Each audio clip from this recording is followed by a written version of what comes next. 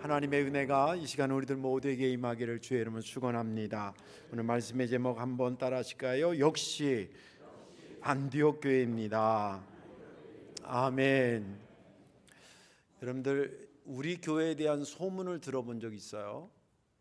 니네 교회 요새 그렇다며 뭐 이런 소문이라든지 아무튼 소문 들어본 거 한번 생각해 보면 좋겠고요. 또 만약에 소문이 난다면 어떤 소문이 났으면 좋겠나 이런 생각을 하면서 오늘 말씀을 좀 들으면 좋겠습니다. 제가 새벽 기도를 마치고 한 달에 한두 번 정도 이 파크자이 아파트에 GS 편의점이 있습니다. 저희 교회 권사님이 근무하시는 데인데 새벽 기도 끝나면 한 6시 반 정도 되죠. 이제 6시 반쯤 이제 가끔 신방을 갑니다. 가는 이유는 밤새 24시간이니까 밤새 근무하니까 새벽에 얼마나 피곤하겠어요. 그래서 얼굴이라도 한번 보고 이렇게 위로도 하고 기도도 하고 또 내가 또 필요한 거 있으면 사기도 하고 그렇게 갑니다. 그리고 또 감사한 건 거기 가면 그 아침 일찍에 옛날에 거기가 이제 사랑방 같은 슈퍼 역할을 하다가 GS 마트로 이렇게 바뀌었는데 그 그리움에 동네 분들이 한두 분씩 또 일찍 나와 계시는 분도 계셔요. 그러면 인사도 하고 이제 뭐 그럽니다. 일전에 한 2주 전에 이제 거기에 또 아침에 그렇게 갔는데 우리 권사님이 마침 어떤 50대 중후반 정도 되는 분하고 이렇게 얘기를 나누고 있다가 제가 들어가니까 인사하면서 우리 교회 목사님이라고 인사하라 그러더라고요. 그러니까 그 분이 처음 뵙는 분인데 아주 깍듯하게 인사를 하면서 저한테 뭐라 하냐면 목사님 교회에서 쌀하고 라면을 보내주셔서 얼마나 여러 사람들 잘 도와준지 모르겠다고 그런 얘기를 하더라고요. 알고 보니까 이 마을에 이제 개발한 이게 뭐 돕는 그런 그 위원회가 있는데 그 위원회 위원인 것 같아요, 그분이. 그래서 저희가 이제 전달하는 방법을 좀 몇 년 전에 바꿨다. 이제 우리가 해마다 동사무소에 한 1년에 2~5차례 정도 30부대나 혹은 50부대 이렇게 갖다 줬는데 몇 년 전에 이제 그 동장님이 항상 공문이 오거든요. 공문이 안 와서 이렇게 물어보니까 국가에서 관청에서 일반 민간 단체나 교회에 뭘 도와달라고 협조 공문을 보내지 말아라. 그렇게 지시가 내렸대요. 그러다 보니까 이제 예하에서 일하는 사람은 이제 그런 할 거 아닌데 이제 동장이 막 해서 가져오면 자기들이 다 나눠주고 이런 게 이제 그 사람들 일거리가 되는 거예요. 그래서 그런가 보다. 그리고 또 한 가지 결정적 이유는 복지의 사각지대가 있어요. 하다 보니까 복지의 사각지대 뭐냐면 이제 우리나라에서 복지 대상자들은 주로 자식이 없거나 혹은 이런 분들 홀로 사는 분들을 위주로 이렇게 하잖아요. 근데 호적에 이름이 딱 아들이 올라가 있는데 아들 같지 않은 것들이 올라가는 것들이 있잖아요. 그러면 실제 어머니가 등재된데 도와주지도 않지 법적으로는 또 해당이 안 되니까 도움을 못 받지 이런 사각지대에 있는 분들이 있는 거예요. 그분들이 보여서 우리 교회는 교인들이 추천하거나 혹은 우리 교회 통장 몇 분이 계시니까 그분들이 이제 실제 사람들 사는 상태를 아니까 그분들 통해서 이렇게 하는데 아마 그게 우리 아주머니한테 연결이 돼서 그렇게 진행이 된 것 같습니다. 그러니까 너무 목사님 말씀이 맞대는 거예요. 그러면서 저희들이 그런 일을 하는데 자기들도 자기 주머니 가지고 하다 보니까 너무 이렇게 빈약한데 목사님이 이렇게 도와주셔서 정말 소원하게 썼다고 그러면서 이제 인사를 깍듯이 하더라고요. 그러던 중에 이제 우리 권사님이 그렇지 않아도 목사님 이 사람 교회 나오라고 자꾸 하는데 이렇게 안 나가고 있어요. 그래서 제가 한번 교회 좀 오세요. 그랬더니 그 표정 있잖아요. 부정도 아니고 긍정도 아닌 그런 표정이더라고요. 근데 그 태도나 이런 거에서 그분이 우리 교회에 대한 이미지를 어떻게 갖고 있구나라고 하는 그런 확신은 얻어지겠더라고요. 오늘 제목처럼 역시 안디옥 교회구나. 이제 그 다음에 역시 성도 교회구나. 이 IQ 100 미만은 이게 무슨 뜻인지 모릅니다. 우리 역시 이제 성도 교회구나. 이런 좋은 소문이 나는 교회가 되기를 바랍니다. 오늘 본문에 있는 말씀은 사도행전에 있는 말씀이죠. 기독교 공동체가 이제 점점 전도하면서 성령의 역사로 교인들이 늘어나니까 박해가 시작됐습니다. 그 정도가 점점 깊어지고 막 넓어지고 강해지면서 급기야는 스데반 집사를 돌로 쳐서 죽이는 지경까지 이르게 되었습니다. 예루살렘 상황이죠. 그래서 도저히 예루살렘에서는 이제 머무를 수가 없어서 사방으로 흩어졌는데 가장 많이 이동해 간 데가 안디옥이라는 지역이었습니다. 이스라엘 지도를 이렇게 보게 되면 해안가를 지중해 이제 동쪽이죠. 동쪽 끝이 해안가인데 거기서 비아마리스라고 해서 해변길로 쭉 올라가면 약 600km 정도 북쪽에 가면 안디옥이라는 항구 도시가 있습니다. 당시에 이제 거기는 한 50만 명 정도가 살았다고 추정을 하는데 정확하지는 않지만 아무튼 그 지역으로 이제 대거 기독교 공동체가 이동을 해간 것입니다. 예루살렘 교회는 몇몇 수뇌부에 있는 사람은 남아 있고 그리고 그렇게 간 겁니다. 그곳에 가서도 그들이 도망 나왔다 그런 개념이 아니라 좀 이따 더 설교하겠습니다만 여기까지도 더 넓게 하나님께서 우리에게 전도할 기회를 주셨다 이렇게 해석해요. 그리고 나서 열심히 전도합니다. 맨 처음에는 유대인들에게만 하려고 했었는데 구레네와 그리고 구브로라는 지역에서 온 크리스찬들이 왜 유대인들에게만 하냐, 이방인에게도 복음을 증거해야 된다 그러면서 그들에게 전했는데 상상할 수 없는 일이 벌어졌습니다. 유대인들만 구원받을 줄 알았더니 이방인들도 예수를 그리스도로 믿는 거예요. 그러면서 그 사람들이 안디옥 교회에 막 세가족으로 막 등록하기 시작합니다. 그 소문이 점점 퍼져서 예루살렘 교회까지 소문이 난 거예요. 그래서 예루살렘 교회에서 급하게 회의를 한 다음에 거기 공동체가 커졌으니까 이것을 담임할 목사를 좀 보내야 되겠다. 그래서 선택된 첫 번째 목사님이 바나바 목사님입니다. 이 사람이 가서 소문 듣고 가서 봤는데 이 사람은 성령이 충만하고 믿음이 충만한 사람이라고 성경은 말하고 있습니다. 가서 안디옥 교회를 딱 보니까 영의 눈으로 보는 관점이냐, 아주 그 안디옥 교회가 은혜가 아주 눈에 보일 정도로 충만한 교회로 보여진 겁니다. 열심히 하니까 또 영혼들이 모여지기 시작했죠. 교회가 막 부흥되기 시작했습니다. 그래서 정확한 이유는 안 쓰지만 아마 혼자 하긴 좀 버겁겠다 싶어가지고 누구를 데리러 가냐면 다소에 가 있던 바울을 찾아갑니다. 이 과정은 바울이 변화된 다음에 초기 기독교 공동체한테서 맨 처음에 흡족한 환영을 못 받았어요.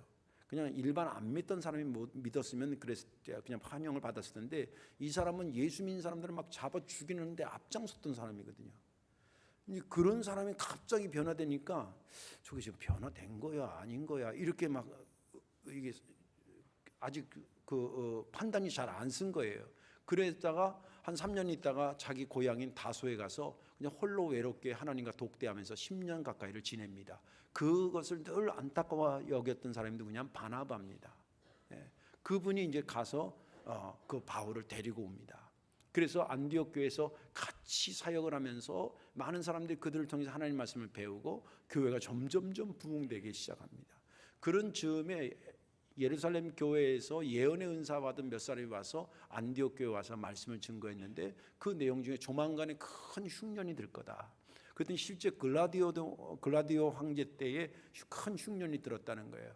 근데 시작은 사실은 예루살렘 교회에서 교회가 시작이 돼서 안디옥 교회가 되는, 그러니까 예전에 예루살렘 교회는 어머니 교회고요, 안디옥 교회는 자식 교회 같은데 교회 형편은 자식 교회가 훨씬 더 부흥돼 있고 예루살렘 교회는 몇 명만 남아 있으니까 어려웠던 거예요, 경제적으로. 그때 이 사람들이 우리 어머니 교회가 이렇게 어렵다는데 우리가 가만히 있으면 안 된다. 그래가지고 십시일반 막 선교헌금을 해요. 우리로 말하자면 해서 그것을 모아서 바울과 바나바한테 전달해 드리라고 주셔서 그들을 가지고 예루살렘 교회 지도자들한테 갖다 줬다까지가 오늘 본문의 말씀입니다. 저는 지난 주간에 이 본문을 읽으면서 특별히 26절을 보면서 은혜가 됐는데요. 만남에 안디옥에 데리고 와서 둘이 교회에 1년간 모여 있어 큰 무리를 가르쳤고 제자들이 안디옥에서 비로소 그리스도인이라고 일컬음을 받게 되었더라. 이 말씀이 은혜가 된 것은 안디옥 교회가 참 복된 소문이 나는 교회구나. 그리스도인이라고 일컬음인, 내가 그리스도인이다라고 말한 게 아니라 다른 사람들이 저 사람을 조금 물론 비하성 발언이 합니다. 옛날 우리 초기에 저 예수쟁이 그랬잖아요. 그런 것처럼 그런 성격이 좀 있습니다만 그래도 무시할 수 없는 우리랑은 뭔가 다른 독특한 공동체에 알고 보면 그리스도를 믿는 사람들이라더라, 믿는 자들이라더라. 그래서 그들에게 붙여진 게 크리스찬이 된 겁니다. 그리스도인이라는 것을 보면서 야, 이들이 정말 복된 소문을 낸 자들이구나. 그런 것이 세면서 이제 연초가 되니까 올 1년 동안 우리 교회 신앙생활을 어떻게 하냐에 대해서 우리 교회가 이렇든 저렇든 소문이 날 거란 말이죠. 소문 내기 위해서 신앙생활을 하는 건 아니에요. 그러나 우리가 어떻게 하느냐에 따라서 소문은 나게 돼 있단 말이죠. 그 일련의 초입에 지금 우리가 서 있지 않습니까? 그때 제 생각에 우리 교회도 이렇게 안디옥 교회처럼 복된 소문이 나면 얼마나 좋을까, 그런 생각을 하면서 은혜가 됐습니다. 오늘 말씀에 저와 여러분들 함께 은혜 받으셔야 되고요. 또 연초라 또 우리 교회 한 해를 이렇게 바라보면서 열심히 한 해 동안 믿음 생활에서 우리 성도교회가 좋은 소문에 또 좋은 소문이 나는 그런 교회가 되기를 주님의 이름으로 축원합니다. 자, 그러면 안디옥 교회가 왜 대체 이렇게 복된 소문이 나는 교회였을까? 그 첫째는 모든 상황을 복음적으로 해석하는 교회였습니다. 우리가 살아가면서 만나는 상황들은 이루 헤아릴 수 없을 정도로 많습니다. 하루에도 상황이 오전의 상황과 오후의 상황이 다를 수도 있고요. 곱하기 여러분들 60을 살았다면 곱하기 365 곱하기 60을 해보세요. 셀 수 없는 어마어마한 상황들이 내 삶을 스쳐 지나갑니다. 그래서 그걸 다 설명하려면 너무 시간이 없고요. 그래서 제가 이렇게 어떻게 설명을 할까 가만히 고민해 보니까 둘 중에 하나예요. 하나는 좋은 상황, 안 좋은 상황. 예를 들어 볼게요. 대학에 붙었다? 무슨 상황? 떨어졌다? 무슨 상황? 안 좋은 상황. 사업이 잘 됐다? 무슨 상황? 좋은 상황. 사업이 잘 안 됐다? 나쁜 상황. 내가 몸이 건강하다? 좋은 상황. 그다음 몸이 아프다? 안 좋은 상황이에요. 이해가 되시죠? 예. 상황이 그런 둘 중에 하나라는 거예요. 근데 그런 것은 현상을 분석하는 거죠. 근데 상황은 분석하는 게 중요한 게 아니라 거기에 어떻게 해석을 하느냐가 중요한 겁니다. 상황을 해석하는 분들 보니까 크게 두 부류로 나눠져요. 하나는 상황 위에다가 믿음을 얹어놓고 해석하는 사람과 또 믿음 위에 상황을 얹어놓고 해석하는 부류가 있습니다. 얼른 듣기에는 상황에 믿음이 얹어져 있는 것처럼 생각해요. 예를 들면 사업이 잘 됐어요. 혹은 대학에 붙었어요. 와, 좋아요. 감사해요. 그렇지 않아도 하나님한테 내가 감사해야 되는데 감사한금도 하고 열심히 예수 믿어야겠다. 그것까지는 참 좋아요. 상황에 믿음을 얹어놔도. 근데 만약에 대학에 떨어졌어. 상황에다 믿음 얹으면 아씨 뭐야 이거. 소원님을 대학 붙여달라고 그냥 없는 돈 있는 돈까지 헌금 다 했는데 이거 뭐야 이거. 네.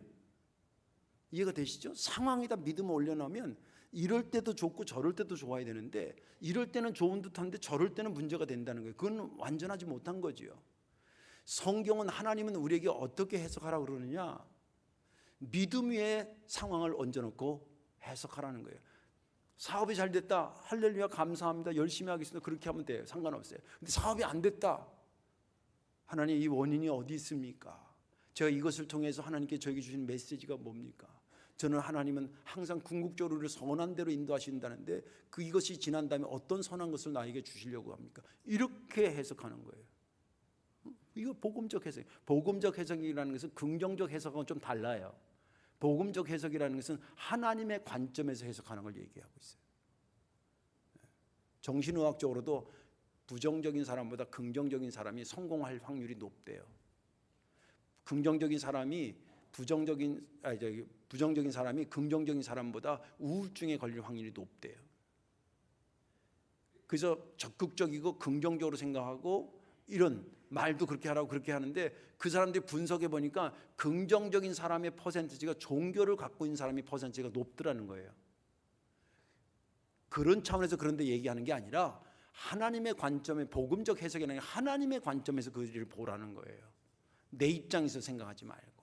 그걸 복음적 해석이라 그래요. 그것을 탁월하게 했던 교회가 어디냐면 안디옥 교회였다는 거예요. 그러니 소문이 안 나겠냐는 거예요.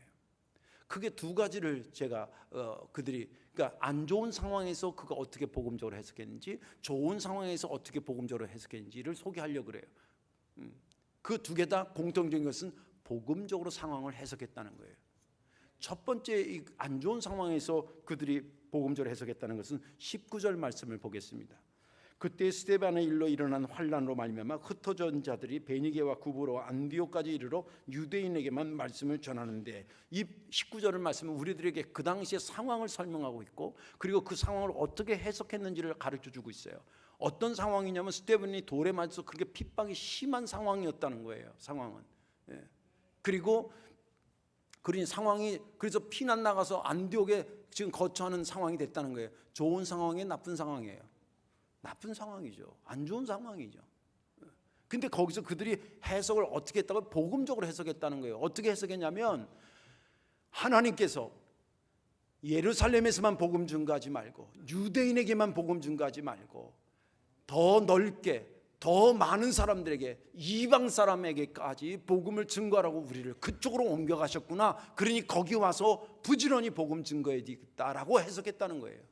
왜 제가 그 얘기를 하냐면 만약에 거기 피난 나가서 살기로 했다고 그게 목적이었다면 거기 가서 무슨 직장을 가졌다, 어떤 일을 했다, 어떻게 어느 지역에 거주했다, 어떤 형태로 거주했다, 이게 먼저 성경에 기록되어 있는데 그런 건 성경에 하나도 기록되지 않아요. 그들이 안디옥 가가지고 유대인에게 복음을 증거하려고 그랬다는 거예요. 그런데 말이 그렇지 쉽습니까? 600km 못 타고 갔겠어요? 자동차 타고 갔겠어요? 비행기 타고 갔겠어요? 그 당시에 다 걸어가는 거예요. 그리고 관광하러 갈 때는 뭐 간단한 거 가지고 하겠지만 살로 도망나고 지가 되니까 짐보따리가 얼마나 많았겠어요? 그거 다 싸가지고 고향을 버리는 거예요. 그런 안 좋은 상황에서 이것을 어떻게 해석했다고요? 하나님께서 더 멀리 더 넓게 복음을 증거하라고 우리를 거기로 옮겨. 실제 나중에 여러분들 바울의 1차 선교, 2차 선교, 3차 선교 그 시작점과 마침표를 어디냐면 안디옥교에서 시작해서 안디옥교로 돌아오는 걸 1차로 봐요. 그런 교회가 됩니다. 어떤 해석을 해서? 복음적 해석을 했다는 거예요. 그러니 소문이 안 나겠냐는 거예요. 두 번째, 그럼 좋은 상황에서는 어떻게 그걸 복음적으로 해석했냐면 이 복음 좋은 상황은 29절에서 30절을 보면 압니다. 제자들이 각각 그 힘대로 유대에 사는 형제들에게 부조를 보내기로 작정하고 이를 실행하여 바나바와 사울의 손으로 장로들에게 보내니라. 이 말씀은 안디옥 교회가 바울과 바나바의 지도를 받아서 교회가 잘 부흥됐어요. 아까 말한 것처럼 어머니 교회는 우리를 말하면 여기 시골교회 출신들 거의 대부분이잖아요. 대도시 사는 분들. 우리 옛날에 어렸을 때 다닐 때 시골교회 한번 생각해요. 강화도 있고 우리 교회 보니까 강화도 많이 계시는데 다 그 교회가 지금 여러분들이 다니는 교회보다 큰 교회 별로 없죠. 물론 있을 수도 있지만 고향교회 생각하면 그냥 측은지심이에요. 예. 어머니 교회는 지금 힘든데 우리 교회가 이렇게 부흥됐어요.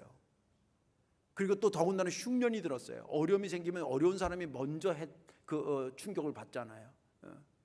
그걸 알고 우리 교회 이만큼 커졌다는 과시라든지 업적이라든지 거기에 안주하거나 그러지 않았다는 거예요. 이 상황을 복음적으로 해석했어요. 하나님이 우리 교회를 이렇게 키운 것은 저 어려운 교회를 도우라고 키워준 거지. 할렐루야. 그렇게 해석했다는 거예요. 그렇게 해석하는 자들이 되기를 주의 이름으로 축원합니다. 우리 아파트 주변에 우리 교회 주변에 아파트들 대단히 아파트들이 들어섰어요. 정말 편의시설도 훨씬 좋아지고 환경도 많이 좋아진 것 같아요. 이거를 교회적으로 어떻게 복음적으로 해석해야 되느냐, 이 해석을 어떻게 해야 되느냐, 인간적으로 인본주의적으로 해석해야 되느냐, 아니면 복음적으로 해석해야 되느냐. 복음적으로 해석해야 되느냐. 이 영혼들은 더 많아졌으니까 우리가 더 부지런히 전도하고 한 영혼이라도 더 주님께로 인도해야 돼. 이렇게 생각해야지. 야, 여기 살게 짓고 막 여기 좋아졌으니까 우리 집값 많이 올라갔겠는데 이딴 식으로 생각하고 있으면 되겠냐. 그건 아니잖아요. 물론 집값 올라가는 게 싫을 리가 뭐가 있겠어요. 그러나 그것으로 해석하는 것으로 이 주변의 변화를 해석 전부 하면 그건 복음적 해석이 아니라는 거예요. 여러분들 우리 교회가 이렇게 성장하고 부흥된 거 우리 교회 자체적으로도 기쁜 일이고 또 우리 자체적으로 할 일도 많지만 사실은 우리 교회를 통해서 어렵고 힘든 지역에 혹은 힘든 교회에 도움 주라고 우리 교회를 이렇게 부흥시켰다고 해석하자는 거예요. 오늘 오후에 선교부 헌신 예배인데 여러분 잘 오세요. 지금 시간이 없어서 다 못하는데 제가 우리 교회 선교 상황을 그대로 얘기했어요. 이제 쭉 얘기할 거예요. 근데 그거를 뭐 사역도 많은 건데 그 다 설명할 수 없고 예자면 알아듣기 좋게 예산 관계로 말하면 거기에 개인적으로 도네이션 한 분도 있고 교회 재정이 지원된 것도 있는데 제가 어저께 쭉 준비하면서 설교하면서 찾아 이렇게 쭉 분석해 보니까 작으면 8,500에서 많게는 1억 정도가 매해 나가요. 아멘 하셔야 됩니다. 난 빈말이 아니라 근데 35년 목회했는데 아직 내 통장에 1억이 없어요. 1억은 무슨 얼어 죽을 택도 없지. 근데 우리 교회에서 1년에 한 1억 정도가 나간다니까요. 안 믿기는 것 같아. 내가 십자가 5m 앞에서 거짓말 치겠어요? 쳐도 저 100m 앞에서 치겠지. 저도 놀랐어요. 저도. 우리 교회에서 선교 지원하고 있는 35교회들 곱하기 13만 원씩 한번 해보세요. 1년이면 그게 5천만 원이에요. 그것만. 러시아 목회하는 거 돕지. 제가 신학교 바울 선교에서 2년에 3천만 원씩 짓지. 만나 선교에서 돕지. 뭐 이런 거 쭉 하면 그 액수가 나오더라고요. 상황을 뭐로 해석하자고요? 좋은 상황이든 안 좋은 상황이든 복음적으로 해석하라. 하나님의 관점에서 해석하면 반드시 소문나는 교회가 된다. 또 마지막 하나는 뭐냐면 안디옥 교회는 어떤 교회냐면 성령의 인도를 잘 받았던 교회입니다. 그래서 소문이 나는 거예요. 성령의 인도를 철저하게 따라. 오늘 여기 본문에 보면 전반적으로 성령의 인도를 받았다는 것이지 여러 가지 나오는데 그 중에 한 두 가지만 먼저 설명을 드릴게요. 20절에서 21절을 보겠습니다. 그 중에 구브로와 구레네 사람 몇 사람이 안디옥에 이르러 헬라인에게도 말하여 주 예수를 전파하니 주의 손이 그들과 함께 하심에 수많은 사람들이 믿고 주께 돌아오더라. 이거 얼뜻 보면 헬라파 크리스찬들이 생겼다더라 라고 하는 것으로 보이겠지만 이것은 상당한 성령의 인도함에 절대 순종한 결과를 기록하고 있는 겁니다. 뭘 그 하나님 성령의 인도에 절대 순종했냐면 여기 오늘 본문의 20절 보기 19절에 그 앞절 19절 끝에 보면 유대인에게만 말씀을 전하려고 원래 간 거예요. 근데 성령 하나님께서 어떻게? 야, 나는 생각이 그렇지 않아. 나는 유대인들만 구원받기 오신 예수 그리스도가 아니야. 다른 이방 지역, 다른 민족도 구원하기 위해서 오신 거야. 그러니 너희들이 그거 얘기를 해야 되지 않겠어? 이런 메시지를 주는 거예요. 여러분들 사람이 바꾸기 힘든 것 중에 힘든 게 뭐냐면 자기 인식과 자기 습관을 바꾸기 힘들어요. 나이 드신 분들 경상도 출신들 이렇게 몇 분 계시면 나이가 70대에서도 거기 떠난 지 오래됐는데도 말하다 보면 경상도 말 끼가 있어요, 없어요? 있어요. 그러다가 고향 사람을 만났다. 그러면 오리지널 사운드로 막 다다다다닥 나와. 충청도도 예외가 아니에요. 보니까 전라도도 예외가 아니고. 근데 그 언어의 그것이 자연스럽게 자기한테 묻어져 있는 거예요. 이게 인식이라 그래. 인식. 좀 유식하게 철학적으로 하면 의식이라 그래. 의식. 예. 여러분들 복음도 그 리차드 갑자기 이름 생각나네. 거기에 기독교와 문화라는 책에 보면 이 문화라고 하는 것은 그들의 인식이에요. 그리고 복음은 하나님의 말씀이에요. 이게 충돌하는 경우도 있고 잘 융합되는 경우도 있고 복음 위에 문화를 새로 만드는 것도 여러 가지 5가지 유형이 있어요. 그 책에 보면. 이것은 무슨 말이냐면 그만큼 사람이 기본적으로 갖고 있던 의식이나 인식을 복음이 들어가서 바꾸기가 쉽지 않다는 거예요. 유대인들은 선민의식에서 예수님은 우리 민족을 선택된 우리 민족만을 위해서 구원하기 위해서 왔다는 것이 그들의 자연적인 인식에서 이게 잘못되고 못되고 이런 차원이 아니라 몰라서도 그렇고 알면서도 그렇고 그렇게 인식하셨던 거예요. 그들의 의식이었어요. 거기에 복음이 들어가면서 야 그거 아닌 거야. 그거 바꿔. 그래야 되는 거예요? 그럼 바꿔야죠. 내가 힘들더라도 바꿔야죠. 라고 바꾸는 게 쉽냐고요. 아니잖아요. 예. 그런데 안디옥 교회는 어떻게? 그걸 바꾸고 순종했다는 거예요. 주님이 그러시면 제가 이방 사람들한테도 복음 진행하고 오는 사람 환영해야 되죠. 그리고 바꿨다는 거예요.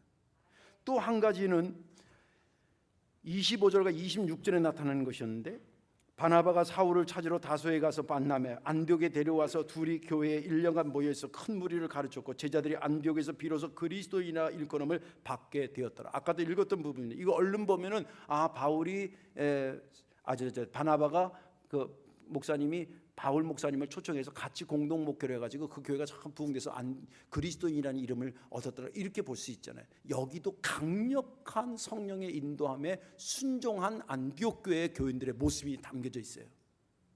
그걸 어떻게 하냐면 보세요. 다른 초대교회 교인들은 몰라도 적어도 안디옥 교회가 생겨진 그 배경에는 뭐가 비하인드 스토리가 있냐면 스테반이 돌에 맞아 죽은 스토리가 있어요. 아까 여기 19절에 나왔잖아요. 그때에 스테반의 일로 일어난 환란으로 말미암아 흩어진 자들이 베니게와 구브로와 안디옥까지 이르러 유대인에게 보고 말씀을 전하고 이랬잖아요. 그러니까 안디옥 교회는 적어도 이 교회가 어떻게 시작했냐? 스테반 집사님이 돌에 맞아 죽은 것 때문에 피난 나와서 세운 교회야. 이런 교회예요. 그렇기 때문에 이분들이 모였을 때에 여기 성경은 기록되지 않았지만 우리가 설립자 우리 이경 권사님에 대한 얘기를 가끔 하잖아요. 그런 것처럼 이 교회에 시작되게 된 그의 피 흘렸던 스테반을 기회가 되는 대로 기억했을 거고 기렸을 거고 기도할 때 주님 우리 교회는 이런 스테반 집사의 순교의 피가 있는 교회니 이 교회가 그 순교의 역사를 잘 이어가는 이런 기도 안 했겠어요? 생각해보세요. 상식적으로 아무리 옛날 시대지만 했을 거란 말이에요. 예. 그러고 있는 중에 교회가 막 부흥되는 거예요. 그런데 어느 날 바나바 목사님이 아무래도 우리 교회 부목사님이 계셔야 공동 목사님이 계셔야 되겠다고 내가 한 분 모셔오겠다고 그러니 가더니 떡하니 모셔왔는데 누굴 데려왔냐? 바울을 데려온 거예요. 바울 목사님을. 근데 바울 목사님이 어떤 예수 믿기 전에 뭐 한 사람 아시죠? 하필이면 또 스테반 죽일 때에 저 새끼 죽여야 된다고 막 선동하고 막 이랬던데 앞장섰던 사람이 바울이었거든요. 성경은 거기에 대해서 언급하고 있지 않지만 제가 추론해 보면 의견이 둘로 나눠졌을 것 같아요. 하나는 왜 공동 목사님을 모셔놓은 건 좋은데 하필이면 우리 교회 설립의 근거가 됐던 돌에 맞아 순교하신 스테반 집사님을 죽이는데 앞장섰던 사람을 모시고 갔을까? 세상에 말같이 쉬운 얘기가 아닙니다. 잘 생각해 보세요. 또 한쪽에서는 과거에 그가 그랬더라도 예수 믿고 변화돼서 주의 사도가 되기로 저렇게 결심하고 그랬으니 우리가 큰 맘 먹고 그를 받아들이지 않겠습니까? 그런 부류가 있지 않았겠습니까? 근데 성경은 물론 이렇다 저렇다 나눠졌다 몇 대 몇으로 결정돼 이건 기록하지 않아요. 갈등이 없어서 그럴 수도 있고 있었으나 그거보다는 결론적으로는 바울을 받아들이고 성경에 보니까 그에게 말씀도 배우고 그리고 얼마나 열심으로 살았는지 다른 사람이 그리스도인이라는 호칭을 부를 정도가 됐다는 거예요. 성령께서 내가 비록 그가 그렇게 한지 나도 알아. 그렇지만 내가 그를 데려와서 내 종으로 쓰려고 그래. 그러니까 니네가 좀 받아들여라. 그럴 때 안디옥 교인들이 어떻게 했다는 거예요?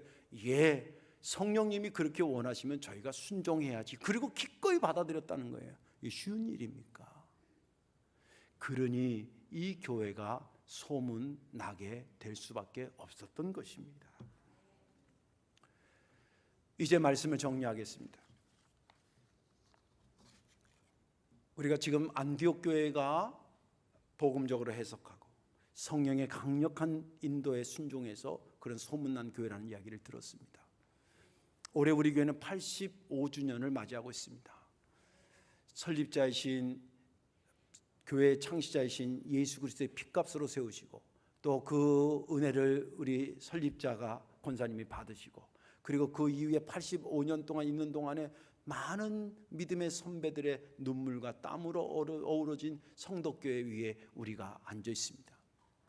자, 올해 1월이니까 올해 12월 달까지 12달 동안 움직이는 우리들의 모든 이 믿음의 행위를 통해서 이런 소문이든 저런 소문이든 나게 될 것입니다. 그 몫은 누구의 몫이냐? 우리의 몫입니다. 물론 좋은 소문을 내기 위해서 힘들 것입니다. 그러나 여러분들 이렇게 한번 생각해 보세요. 제가 목회를 오래 하고 화성에도 있었잖아요. 화성에 어떤 교회가 의미적으로는 어머니 교회예요. 근데 그 어머니 교회는 늘 안 좋은 소문만 나. 내가 봐도 안 좋은 소문 나게 생겼어요. 어떤 새로운 목사님이 와가지고 자기도 알아. 지역에 오래되긴 했는데 어머니 좋은 소문이 안 나는 교회를 어떻게든지 좋은 소문 나게 하려고 하니까 에너지가 꽃배기로 드는 거예요. 그런 교회였으면 좋겠어요? 그래도 여러분은 좋은 교회 다닌 줄 아세요?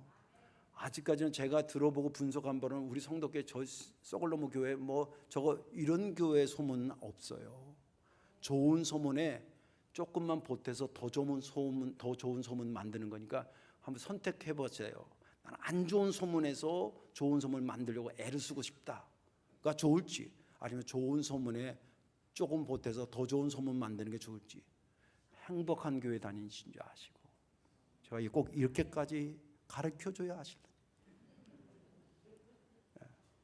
올 한 해 저도 열심히 뛰겠습니다. 또 여러분들도 열심히 뛰어서 올해 만들어진 우리 교회의 좋은 복된 소문이 이 지역을 덮고 많은 영혼들을 살려내는 데 밑거름이 되는 그런 역사가 있기를 주님의 이름으로 축원합니다. 기도하겠습니다. 좋으신 아버지, 고맙고 감사합니다. 안디옥 교회의 귀한 모습들을 봤습니다. 그냥 소문이 난 것이 아님을 또 말씀을 통해 가르쳐 주시니 감사합니다. 이 시대에 저희도 저런 좋은 복된 소문이 나는 성덕교회가 되기를 원하오니 오늘 말씀 들은 모든 우리에게 새로운 결단과 열심, 열정을 허락해 주옵소서. 예수님의 이름으로 축복하며 기도하옵나이다. 아멘.